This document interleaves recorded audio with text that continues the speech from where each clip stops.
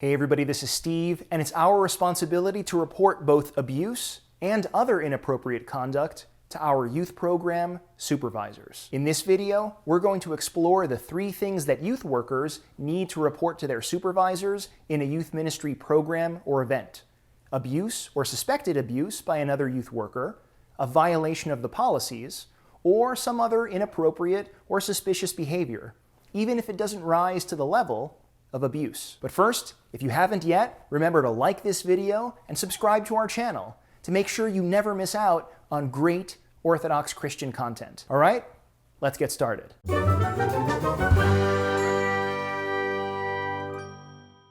In the last episode, we focused on the responsibility that we each have to report both abuse and suspected abuse to the proper state authorities. That's the core of what it means to be a mandated reporter. And under the policies, you also need to report inappropriate behavior to the supervisor of the youth ministry program or event that you're serving. A supervisor can be someone like the program director of your summer camp, the parish youth leader, your parish priest, or maybe even your metropolis Y2AM director. Basically, ask yourself who's in charge of a particular program or event, and then tell that person. So that's who you need to report to. Now we need to cover what exactly you need to report. Youth workers need to report any known or suspected abuse of young people committed by a youth worker to a program or event supervisor. This allows leadership in the church to know what's happening and respond accordingly. This is the sort of stuff you need to report to state authorities as a mandated reporter.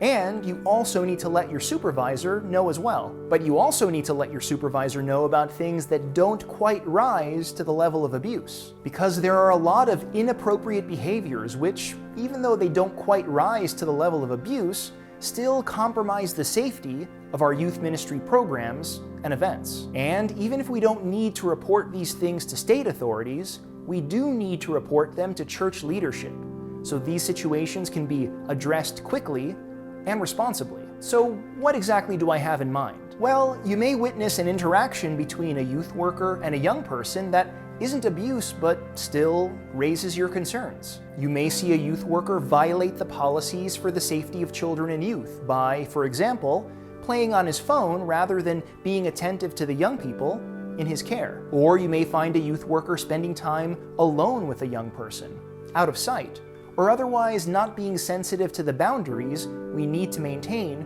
for healthy ministry interactions. Whatever it may be, if you see suspicious or inappropriate behaviors or any violation of the policies, you need to immediately report that behavior to your immediate supervisor. Again, that could be the program director of your summer camp, or the youth leader at your parish, or maybe your parish priest. Whoever it is, let your supervisor know what you observed so the program or event can respond accordingly. The policies include a model notice of concern.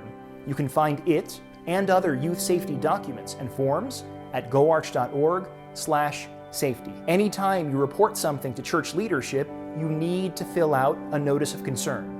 This ensures that we have clear and reliable records of what's happening, which will help church leadership determine how best to respond. But there is one aspect of this that may make the reporting process a little difficult for you, and we should talk about it. You may see something that appears inappropriate or suspicious, and yet you second guess yourself. You may try to reassure yourself that the youth worker in question is great and would never do something terrible, that it all must be a misunderstanding, and you wouldn't want to make a false report and hurt someone's reputation, right? Well, reporting suspicious or inappropriate behavior to your supervisor doesn't necessarily mean that abuse is taking place.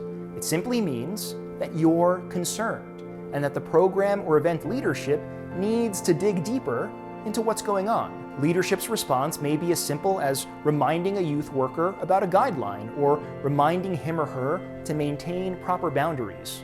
Or your report may help uncover a dangerous situation that needs to be investigated and addressed. The point is, church leadership won't be able to do the right thing if you don't file a notice of concern and let them know when things don't seem right. A report isn't about pointing fingers or insulting someone's character. It's not about accusing someone or shaming someone before all the facts are known. It's about keeping our children and youth safe and keeping our ministry environment healthy. It's about all of us working together to make sure that our youth ministry programs and events run without even a hint or suspicion of dangerous or unhealthy activity, because keeping young people safe is important to us, and we want our programs and events to run smoothly and safely. And I hope that you'll join us in making sure that every youth ministry program and event is a safe space where young people can encounter the Lord, a safe space where young people can be the bee and live orthodoxy. In the next episode, we'll cover how we can work together to create a record of safety that shows that the church is following the policies. Remember, for more information about the policies for the safety of children and youth, please visit goarch.org/safety.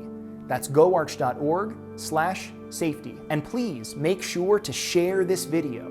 It's important that we spread the word about youth safety to as many people as possible.